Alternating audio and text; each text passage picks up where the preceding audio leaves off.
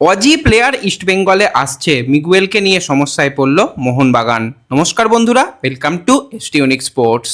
বন্ধুরা, এই ভিডিওতে আমরা কথা বলবো ট্রান্সফার নিউজ নিয়ে, যেখানে বেশ কিছু ট্যালেন্টেড প্লেয়ারকে নিয়ে আপডেট শেয়ার করা রয়েছে। তার সাথে সাথে ডুরান্ড কাপ, ইস্টবেঙ্গল, মোহনবাগানকে নিয়েও আপডেট শেয়ার করা রয়েছে তোমাদের সঙ্গে এই ভিডিওতে।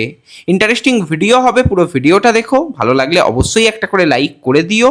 আর যারা চ্যানেলে প্রথমবারের জন্য এসেছো, মনে করে চ্যানেলটাকে সাবস্ক্রাইব আর ফলো করে নিও। তাহলে প্রিয় দলের খেলার সমস্ত আপডেট তোমরা এখানে পেয়ে যাবে। তো চলো আর দেরি না করে ভিডিও শুরু করা যাক। হ্যাঁ, আরও একটা ব্যাপার, অনেকেই জানো এখন শ্রাবণ মাস, তারকেশ্বরে শ্রাবণী মেলা চলছে। তো সেই নিয়েও কিন্তু আমাদের সেকেন্ড চ্যানেল এসডি ফ্যামিলিতেও আমরা ভিডিও শেয়ার করছি। তো একটু সেকেন্ড চ্যানেলটাকেও ফলো করে নিও, একটু ভিডিওগুলো দেখো, একটু সাপোর্ট করো। তো যদি আমরা মেন টপিক নিয়ে কথা বলি, তো ডুরান্ড কাপের কিন্তু আজকে একটা ভালো ম্যাচ আমরা দেখতে পেলাম। সেখানে কিন্তু মোহামেডান তারা 2-3 গোলে ম্যাচ হেরে গেছে। আজকে যদি আমরা কথা বলি, মোহামেডান তারা কিন্তু অনেক ভালো ফুটবল খেলেছে। 68% বল পজিশন নিয়ে 28টা শট রেখেছে, 11টা শট অন টার্গেট রেখেছে। আর তাদের অপোনেন্ট যে দল, তারা কিন্তু 37% বল পজিশন নিয়ে 10টা শট করেছে এবং শট অন টার্গেট 4টে রেখেছে। তার মধ্যে তারা 3টি গোল পেয়ে গেছে। তো এটা খুবই হাড্ডাহাড্ডি কিন্তু আজকে ম্যাচ হয়েছে। মোহামেডান তারা বেশ ভালো সিএফএলেও খেলছিল, ডুরান্ড কাপের শুরুটাও ভালো হয়েছিল, কিন্তু তারা আজকে এই ম্যাচটা হেরে গেছে। ম্যাচটা কিন্তু খুবই ভালো হয়েছে, মোহামেডান জিততেও পারতো, অনেক চান্স ক্রিয়েট করেছিল, কিন্তু সেখানে ফিনিশিংয়ের একটু অভাব লক্ষ্য করা গেল। আশা করছি পরবর্তী ম্যাচ থেকে মোহামেডানও কিন্তু আরও ভালো ভালো ফুটবল উপহার দেবে আমাদের জন্য। এরপর যদি আমরা একটুখানি জামশেদপুরকে নিয়ে কথা বলি, তো জামশেদপুরকে নিয়ে প্রতিনিয়ত আমরা তোমাদের আপডেট শেয়ার করছি।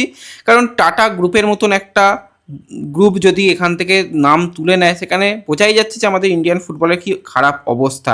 এর আগে আমরা সিটি গ্রুপকে দেখলাম, মুম্বাই সিটি এফসির সঙ্গে তারা সম্পর্ক ছিন্ন করলো, তারা বেরিয়ে গেল। রিলায়েন্সকে দেখলাম, তারা আইএসএলের সঙ্গে সম্পর্ক ছিন্ন করে বেরিয়ে গেল। এবার টাটা তারাও কিন্তু বেরিয়ে যাচ্ছে। ইমামিকে যদি আমরা অত বড় সড়ো কিছু নাও ভাবি, ইমামিরও এই একই ব্যাপার। তারাও কিন্তু এই ফুটবলের অনিশ্চয়তা, এই যে একটা জঘন্য পরিবেশ পরিস্থিতি, সেই জন্য তারাও কিন্তু সরে যেতে বাধ্য হলো দল চ্যাম্পিয়ন হওয়ার পরেও।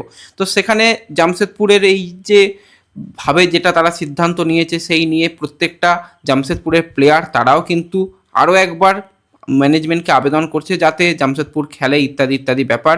ইন্ডিয়ান প্লেয়াররা তারা আবেদন করছে। তার সাথে সাথে যেটা ভালো লাগলো, তিরি, যাকে আমরা জামশেদপুর এফসিতে দীর্ঘদিন খেলতে দেখেছি। এছাড়া কিন্তু তিরি এটিকে মোহনবাগান দলে খেলেছে, মুম্বাইয়ের মতন দলে খেলেছে। লাস্ট সিজনে সে ইন্ডিয়াতে খেলেও নি। তার যে ভালোবাসা জামশেদপুরের প্রতি, সে কিন্তু সেটা তার সোশ্যাল মিডিয়াতে পোস্ট করে জানাচ্ছে যে এই রকমভাবে জামশেদপুরকে বন্ধ হতে দেখাটা তার জন্য খুবই কষ্টদায়ক। এবং সেখানে প্রচুর প্লেয়ারদের ভবিষ্যৎ যুক্ত রয়েছে, জামশেদপুরের সঙ্গে হিউজ ফ্যানবেস রয়েছে। সেখানে জামশেদপুরে যদি দল তারা আইএসএল থেকে নাম তুলে নেয়, সেটা সবথেকে কষ্টদায়ক ব্যাপার। সেই জন্য সেও কিন্তু সেই দূর থেকে সেও রিকোয়েস্ট করছে ম্যানেজমেন্টকে যাতে জামশেদপুরকে আইএসএলে খেলানো যায়। এবং এর সাথে সাথে Sunil Chhetri leader, legend, captain, তো সেও কিন্তু এবার নিজস্ব ভাবে মতামত প্রকাশ করেছে যে জামশেদপুরের এইভাবে দল তুলে নেওয়াটা সত্যি খুব খারাপ ব্যাপার। আরও একবার যেন টাটা গ্রুপ তারা এই ব্যাপারটা নিয়ে ভাবনা চিন্তা করে, এবং অবশ্যই ফেডারেশন যেভাবে প্রেসার করছিল, সেই প্রেসারটা যেন তুলে নেওয়া হয় এবং তাদের একটু সময় দেয়া হোক। তারা তাদের যে 55 লক্ষ টাকা সেটা পেমেন্টও করে দেবে এবং তারা যেন খেলতে পারে, সেই নিয়ে কিন্তু সবাই চেষ্টা চালাচ্ছে। খুব খুব ভালো লাগছে। একে তো দল পাওয়া যায় না, তার উপর এই দলগুলোর ওপর এরকম প্রেসার তৈরি করা, দল যদি বন্ধ হয়ে যায় সেটা খুবই খারাপ নিদর্শন।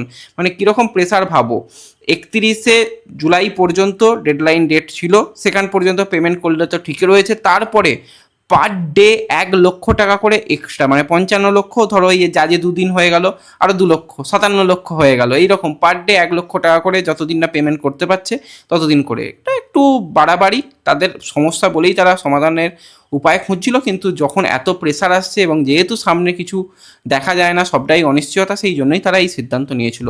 আমি তো আশা করব টাটা গ্রুপ এই ব্যাপারটা বিবেচনা করবে এবং অবশ্যই তারা আইএসএলে খেলবে। যদি তারা না খেলে, সেক্ষেত্রে 13টা দলের কি লিগ হবে, নাকি চার্চিলকে সুযোগ দেওয়া হবে, নাকি মোহামেডানকে রাখা হবে, নাকি আগের বছর যারা সেকেন্ড পজিশনে আই লিগে মানে ইন্ডিয়ান ফুটবল লিগে শেষ করেছিল তাদের নিয়ে আসা হবে, সেই দিকেও কিন্তু আমাদের অবশ্যই নজর রাখতে হবে। সবথেকে ভালো জামশেদপুর খেলুক, তার সাথে ডায়মন্ড হারবার এবছরে উঠে আসছে, ডায়মন্ড হারবার খেলুক, এবং যদি আরও কিছু দলকে দিয়ে 16টা দলের টুর্নামেন্ট করে দেওয়া যায় সেটা সবথেকে ভালো ব্যাপার। দেখা যাক, সামনে অনেক কিছু নাটক ঘটবে, তো সেই নাটকের জন্য আমরা এখন থেকেই অপেক্ষা করে রইলাম। এরপর আমরা যদি বাদবাকি একটুখানি ট্রান্সফার নিউজের দিকে সরাসরি চলে আসি, তো সবার প্রথমে আমি বলবো ইন্ডিয়ান ফুটবল লিগের সবথেকে সেরা গোলকিপার 25 বছর বয়সী আশিস সিবি, তাকে কিন্তু এবার 2 বছরের চুক্তিতে মুম্বাই সিটি এফসি চূড়ান্ত করে নিয়েছে।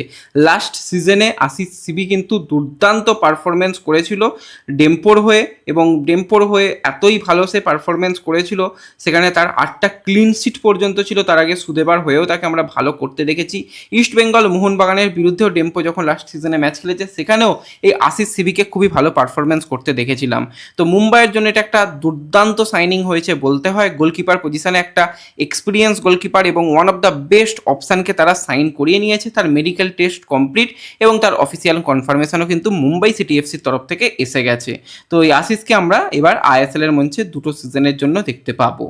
তো এরপর যদি আমরা আরও কিছু ইন্ডিয়ান সাইনিংয়ের কথা বলি, তো 26 বছর বয়সী ইন্ডিয়ান ডিফেন্ডার রুদ্রাভেদ মুলার কথা তোমরা সকলেই জানো। শিলং লাজনিংয়ের প্লেয়ার, খুবই ভালো সিজন গিয়েছিল লাস্ট সিজনে, কিন্তু ডিফেন্সের অন্যতম ভরসা ছিল এই রুদ্রাভেদ মুলা। ইস্ট বেঙ্গলের সঙ্গে 2 বছরের একটা চুক্তি হওয়ার কথা ছিল এবং কথাবার্তাও অনেক দূর পর্যন্ত এগিয়ে গিয়েছিল, কিন্তু সে চাইছিল গেম টাইম। ইস্ট বেঙ্গলে মূলত ব্যাকআপ অপশান হিসাবে রুদ্রাভেদকে নেওয়া হচ্ছিল, কিন্তু গেম টাইমের জন্য সে তোমাদের অনেক আগেই জানিয়েছিলাম যে এফসি গোয়াতেই চূড়ান্ত হতে চলেছে, শুধুমাত্র অফিসিয়াল ঘোষণাটুকু বাকি রয়েছে। তো সেই রুদ্রাভেদ মুলাকে কিন্তু এবার এফসি গোয়া তাদের অফিসিয়াল কনফার্মেশন দিয়ে জানিয়ে দিল সে কিন্তু তাদের প্লেয়ার। শুধু রুদ্রাভেদ নয়, তার সাথে কিন্তু আরও একজন ট্যালেন্টেড লেফট ব্যাক পজিশনের প্লেয়ার যে কিন্তু খুবই ভালো খেলেছে লাস্ট সিজনগুলো, সেই প্লেয়ারকেও চূড়ান্ত করেছে। 23 বছর বয়সী লেফট ব্যাক পজিশনের প্লেয়ার শিভম তাংগ্রি, তো সেই প্লেয়ারকেও কিন্তু এবার চূড়ান্ত করে নিয়েছে গোয়ার জার্সি গায়ে কিন্তু আমরা এই প্লেয়ারকেও দেখতে পাবো। তো এই দুজন প্লেয়ার কিন্তু অফিসিয়াল চূড়ান্ত হয়ে গেছে। তো এরপর যদি আমরা ইস্টবেঙ্গল মোহনবাগানের খবরের দিকে তাকাই, তো মিগুয়েলের কিন্তু আজ রাত 2:30 নাগাদ কলকাতা বিমানবন্দরে চলে আসার কথা ছিল, যদিও সেটা সোমবার হয়ে যাচ্ছে।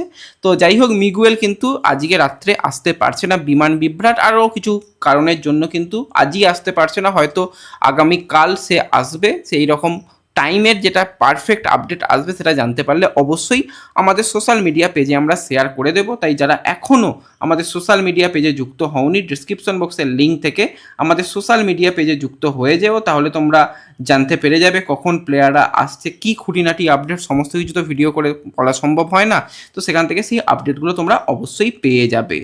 তো এর সাথে সাথে আমরা যদি একটুখানি ইস্টবেঙ্গল নিয়ে কথা বলি, তো ইস্টবেঙ্গলের নতুন নবনিযুক্ত অস্ট্রেলিয়ান বিদেশি প্লেয়ার ক্রিস, সে কিন্তু কলকাতায় আসছে মঙ্গলবার রাত 11:30 কিন্তু সে কলকাতায় চলে আসবে, এবং তারপরে কিন্তু আইএসএল, এমনকি আইএসএল তো পরে রয়েছে, তার পরপরই কিন্তু সে ডুরান্ড কাপ এবং এএফসির জন্য খেলবে, এবং তাকে খুব তাড়াতাড়ি রেজিস্টারও করিয়ে নেওয়া হবে ডুরান্ড কাপের জন্য, সেরকমটাই শোনা যাচ্ছে।